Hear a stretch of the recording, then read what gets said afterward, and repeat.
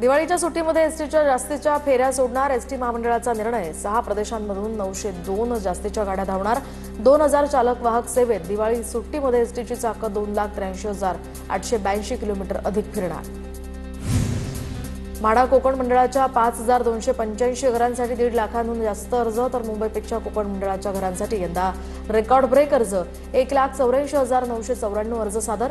नेरूळ सानपाडा घणसोलीतील घरांचा लॉटरीत समावेश केल्यामुळे अर्जदारांची संख्या वाढल्याची ही चर्चा। राज्यातील ॲलोपॅथी डॉक्टर गुरुवारी संपावर जाणार होमिओपॅथी डॉक्टरांच्या नोंदणीवरून हा नवा वाद आता समोर। ई पीक पाहणी नोंदणी 20 सप्टेंबरपर्यंत करता येणार नोंदणीसाठी 6 दिवसांची मुदतवाढ आतापर्यंत सरासरी 40% नोंदणी। वक्फ सुधारणा विधेयकाच्या वैधतेला आव्हान देणाऱ्या याचिकेवर सुप्रीम कोर्टात सोमवारी अंतरिम आदेश दिला जाणार।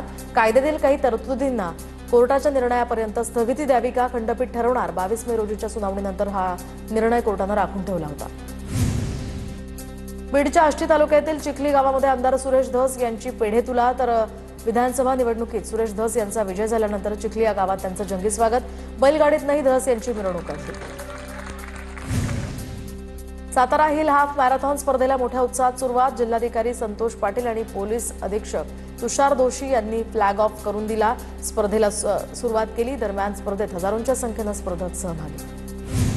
मुसळधार पावसानं चंद्रपूर शहराला झोडपलं। सुमारे तासाभराच्या पावसानं या ठिकाणी मोठं नुकसान। संपूर्ण शहरातील वीज पुरवठाही खंडित। 8 दिवस रात्रीच्या सुमारास पडतोय तुफान पाऊस। बीडमध्ये सराईत गुन्हेगाराला जामीन मिळताच फटाके फोडत त्याचं जंगी स्वागत। सराईत गुन्हेगाराचं भर रस्त्यात मोठ्या थाटात स्वागत। एमपीडीए कारवाईनंतर सराईत गुन्हेगार शेख नवीदला जामीन मंजूर। चंद्रपुरातील रहमतनगर या ठिकाणी सिस्टर कॉलनीमध्ये काही भागांमध्ये नदीचं पाणी शिरलं तर चंद्रपूर शहर आणि जिल्ह्याला काही रात्री काल पावसानं झोडपून काढलंय। वर्धा नदीच्या पाणी पातळीत सुद्धा यामुळे वाढ 50 ते 60 लोकांचं स्थलांतर।